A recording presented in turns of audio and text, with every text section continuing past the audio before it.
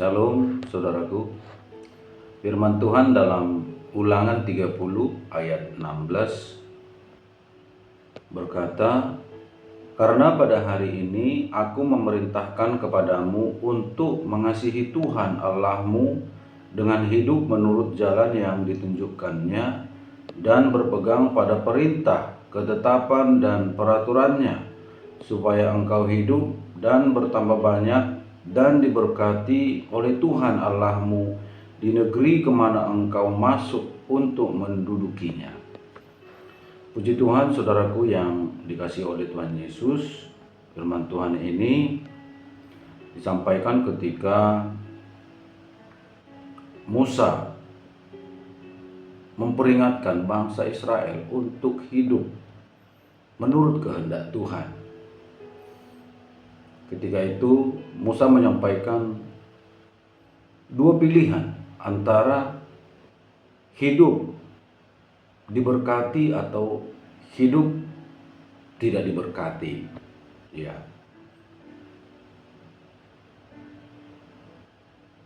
Ada pilihan. Kalau ingin hidup diberkati, berarti ikut perintah Tuhan, ikut ketetapan kehendak Tuhan. Tetapi jika hidup akan berakhir dengan kutukan, itu silahkan menolak firman Tuhan, menolak ketetapan Tuhan, menolak kehendak Tuhan. Jadi memang saudaraku yang dikasihi oleh Tuhan, kepada kita diberikan kehendak bebas. Kehendak bebas. Allah itu memberi kita kebebasan. Dan sebelum kebebasan itu diberikan, akal budi telah diberikan kepada kita. Ya, kita diciptakan dengan akal budi untuk mengerti mana yang baik, mana yang benar, mana yang tidak baik, mana yang tidak benar. Mana yang patut dilakukan, mana yang tidak. Kita akan mampu untuk membedakannya. Dan dalam kehidupan ini, kita selalu berhadapan dengan pilihan. Mau pilih tetap setia, ikut Tuhan. Mau pilih mengikuti pikiran sendiri, menomorduakan Tuhan, itu terserah kita. Dan kita pasti tahu kalau aku ikut Tuhan, hasilnya akan begini. Kalau aku mengikuti pikiranku sendiri atau tidak ikut Tuhan, hasilnya akan begini. Ada orang-orang mungkin ikut Tuhan begitu-begitu saja, sulit, berat ikut Tuhan. Sudahlah, nantilah ikut Tuhan. Tunggu aku mapan dulu. Tunggu aku di titik aman dulu. Masalah ekonomi sangat penting. Dikejar dulu. Nanti masalah kerohanian bisa menyusul. Sebenarnya dalam hati kecilnya dia tahu bahwa dia sudah memilih yang salah. Akal budinya itu bisa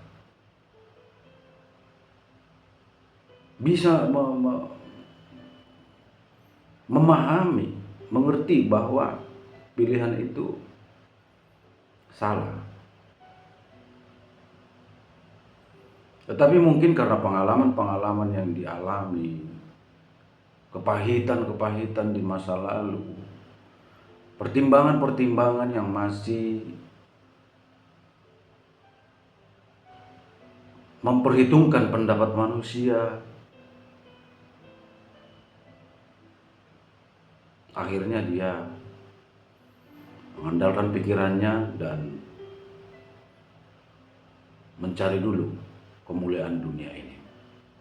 Tetapi bagi mereka yang mengenal Tuhan, takut akan Tuhan, dia akan memilih ikut Tuhan. Tentu dengan harga bayar. Ada harga yang harus dibayar ketika kita ikut Tuhan. Kita harus pikul salib, sangkal diri. Tuhan Yesus mengatakan kamu tidak bisa menjadi muridku. Artinya tidak bisa mengikut Tuhan kalau tidak pikul salib, sangkal diri. Berat. Mengutamakan Tuhan dulu. Yang tidak berkenan kepada Tuhan tinggalkan. Yang tidak benar tinggalkan. Berat memang. Bahkan terkadang nyawa menjadi taruhan. Ya. Tetapi Tuhan mengatakan kalau karena aku kamu kehilangan nyawamu, kamu akan memperolehnya. Kalau kamu tidak takut kehilangan nyawamu karena aku, kamu akan memperolehnya. Tetapi kalau kamu takut kehilangan nyawamu, kamu akan benar-benar kehilangan nyawamu. Kalau kamu takut kehilangan nyawamu sehingga kamu berjuang mempertahankan nyawamu yang akhirnya menolak Tuhan, meninggalkan Tuhan, karena berupaya mempertahankan kehidupannya, kenyamanannya, kekayaannya, akhirnya dia benar-benar kehilangan nyawanya karena Tuhan tidak beserta dengan dia. Tetapi sekalipun nyawa kita menjadi taruhan, tetapi kita berada di pihak Tuhan, maka Tuhan akan memelihara nyawa kita. Mungkin orang-orang bisa mencabut nyawa kita, mungkin orang-orang bisa membunuh kita, tetapi Tuhan akan pelihara nyawa kita. Artinya apa? Kita boleh dibunuh, kita boleh mati, tetapi Tuhan membawa kita ke sorga.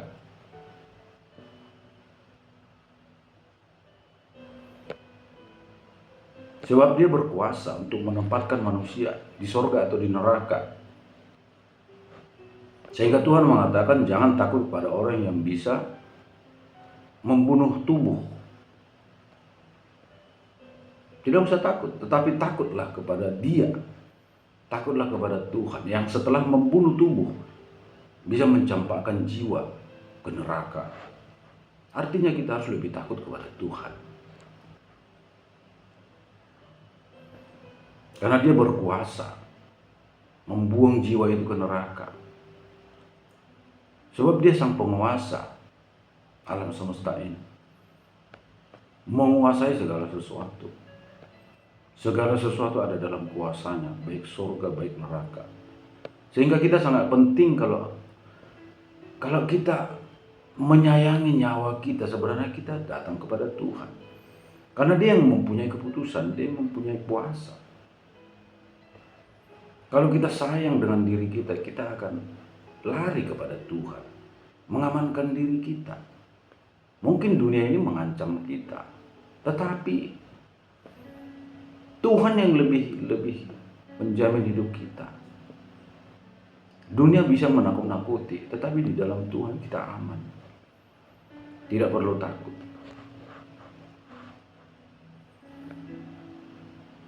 Firman Tuhan tadi mengatakan, jika engkau mengasihi Tuhanmu, hidup menurut jalan yang ditunjukkannya, berpegang pada perintah, ketetapan dan peraturannya, Tuhan akan memberkati kita. Kemanapun kita pergi, Tuhan memberkati kita. Memperhatikan ketetapan, perintahnya.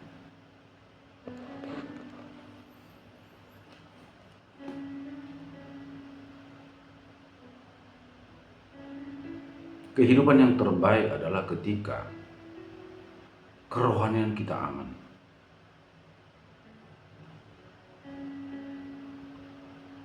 Buat apa kita memiliki banyak harta, tetapi kerohanian kita tidak aman? Karena yang abadi itu roh. Kalau harta, materi, itu sementara. Itu akan dibinasakan. Roh yang bertahan.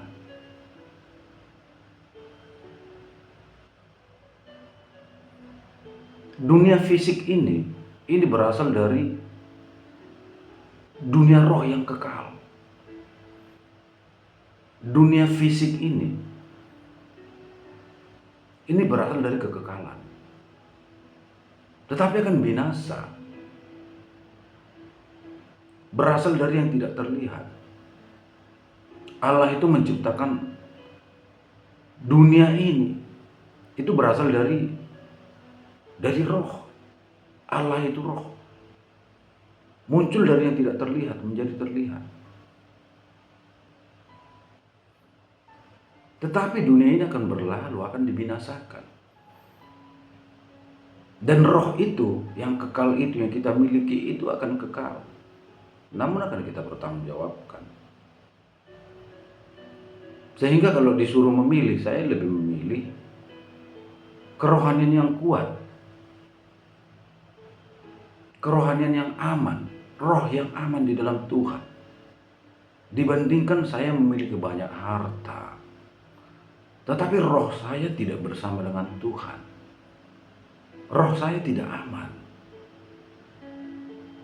Maka dikatakan cari dulu kerajaan Allah, ini kerohanian. Cari dulu kerajaan Allah dan kebenarannya. Pikirkanlah perkara-perkara surga.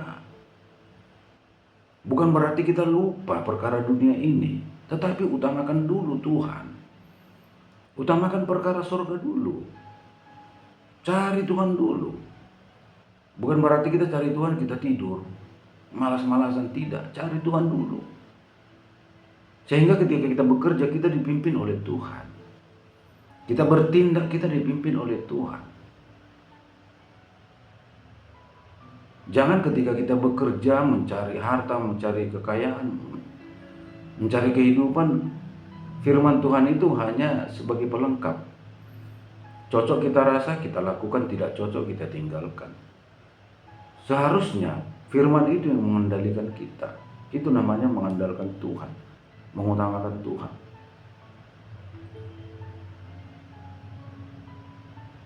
Firman itu adalah Tuhan.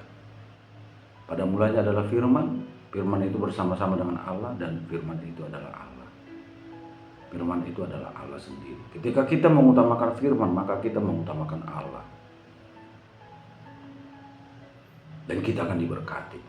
Firman Tuhan berkata kita akan diberkati, diberkati dan diberkati. Diberkati bukan hanya bicara tentang materi melulu, tidak. Kesehatan, kenyamanan, perlindungan, damai sejahtera, masa depan yang aman, yang cemerlang, itu berkat. Nama baik. Sekalipun kita meninggal, tapi kita punya nama baik. Bahkan jejak kita diikuti oleh orang lain, dikenang. Itu jadi berkat. Bahkan orang-orang yang belum lahir pun akan menikmati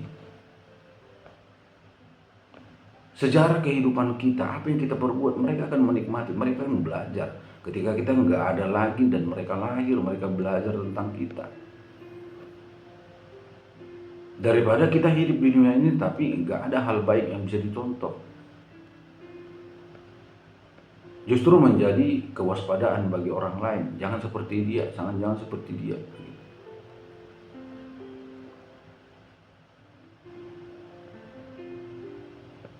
Takutlah akan Tuhan.